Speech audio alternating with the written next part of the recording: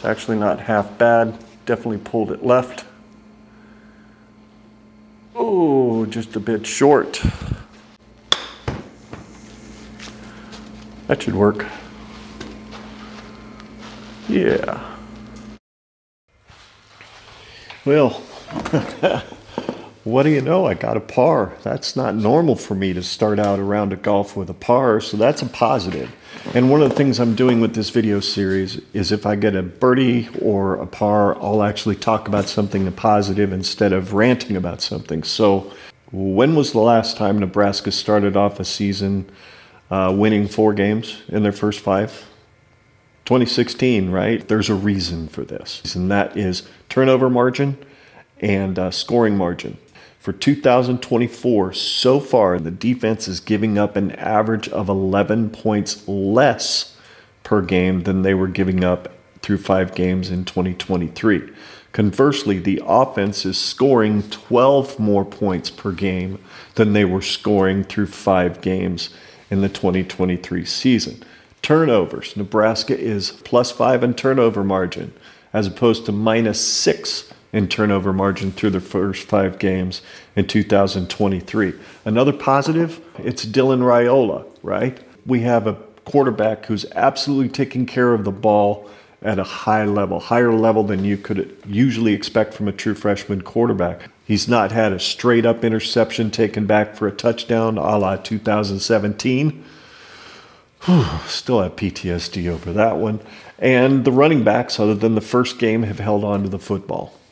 So, with me starting off with a par on the first hole, I think it's really cool that Nebraska is playing, well, above par when it comes to scoring margin on both sides of the ball as well as turnover margin. Isn't it weird that if you're above par when you're playing golf, that's a bad thing, but if you're a football team and someone refers to you as being above par in your performance, that's a good thing? I don't know, I think it's weird. Anyway, I'm going to see if I can't get below par on the next hole. Let's do it.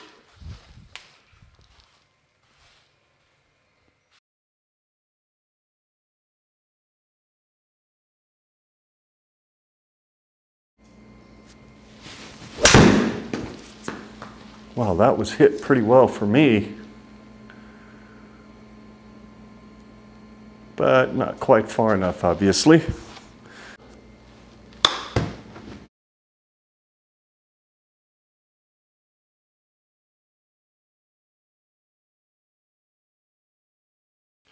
Well, crapola. That was a bogey. So definitely above par. But you know who isn't above par this year? Referees as a whole. I mean, I think we can all agree that the Big Ten officials in 2024 have shit the bed harder than Paul Finch after a midnight X-Lax brownie, right? I mean, come on. If the Big Ten wants to stake its claim as the preeminent conference in all of college football, then I believe Commissioner Petitti needs to take a hard look at the quality of officiating. Why can't we come up with a universal, overarching deal that all officials have to participate in? They're all held to the exact same account. They're all reviewed in the same light, no matter what conference they're officiating in.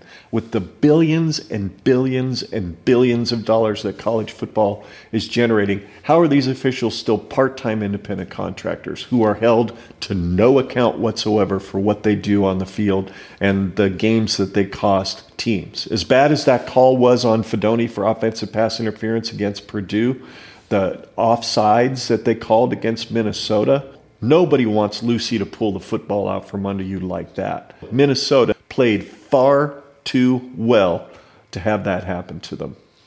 It's a bad look, Charlie Brown.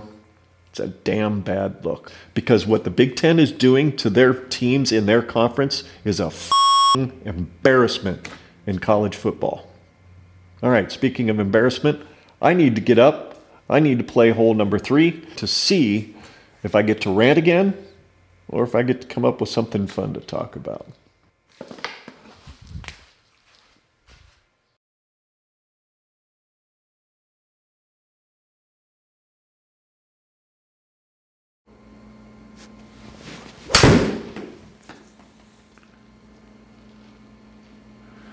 was fairly well struck for me.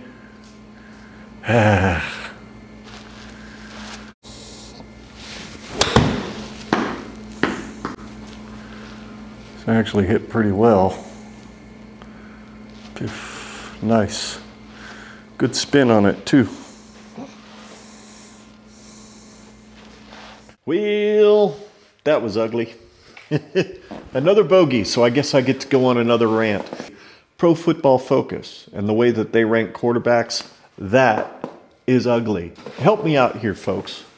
What kind of Jedi mind trick analytic bullshit are these people applying to their grading system that gets Hudson freaking Card in the top 10 and Dylan Raiola's nowhere to be found? I mean, he was 17 for 25 or whatever the hell it was for 174 yards, a touchdown, and an interception.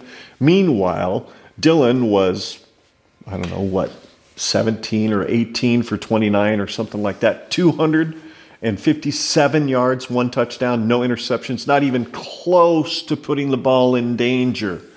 And the interception that Card threw went directly to linebacker John Bullock, who was a former walk-on, by the way. Don't forget that. Former walk-on defensive back that Rule identified and said, this guy'd make a great linebacker. And by God, he was right, because as far as Pro Football Focus is concerned, John Bullock was the highest graded defender in the Big Ten for last week. So apparently, they get some things right. But when it comes to grading quarterbacks, well, they definitely didn't play their cards right on that one. I am not apologizing for that joke. You guys know me well enough by now that dad jokes are part of my love languages. The others being, you know, puns, snark, sarcasm, those kinds of things. And because I love who I am, I'm not changing who I am. You're just going to have to learn to love it yourself. And I love the fact that you stuck around to the end of this video. Thank you for doing that. Make sure you leave a like. Make sure you subscribe, ring the bell, all that good stuff. So until next week, just remember, Scott and I do this because we are covering Nebraska's inevitable return to college football greatness. One podcast and maybe one golf simulator video at a time. Go Big Red. Beat the Scarlet Kniggets.